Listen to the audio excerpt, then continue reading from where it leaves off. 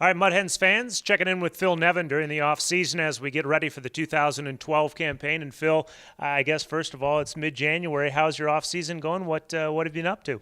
Off season's great. I think just like as a player, you have your certain routine that you get down during the season and the off season. A lot of golf, a lot of spending time with my kids, and I'm in San Diego, so I get to do that, the entire time.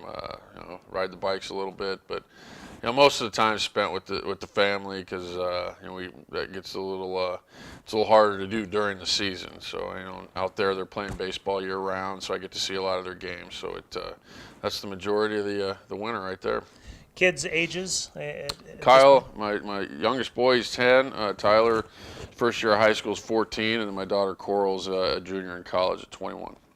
And Phil, obviously out in San Diego playing a lot of golf. Now you're here in Toledo. I think it's 4 degrees today. A little change. It's kind of fun. It was just fun to. This is the first year I'm going to be in the same place for 2 years in a row.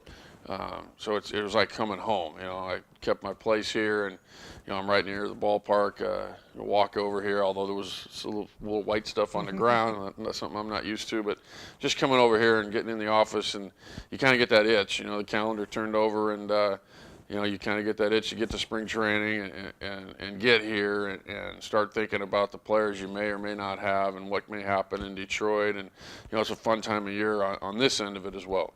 Talk about that a little bit, because you just brought up the fact that you're coming to a place that you were here last year. It's the first time you're in a place for 2 straight years. Talk about the difference in your mindset going into this year, knowing a little bit about what you're getting into as opposed to last year.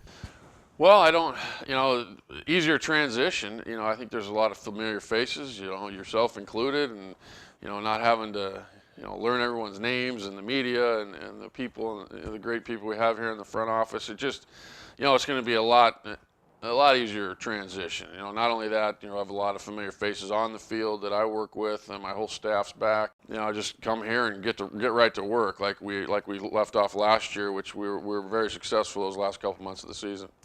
You obviously had a great career as a player and got to play in front of big crowds and great stadiums all the time. But here at the minor league level, with Erie, 2 years ago, Toledo last year, talk about Fifth Third Field and what that's like, and the atmosphere and the fans.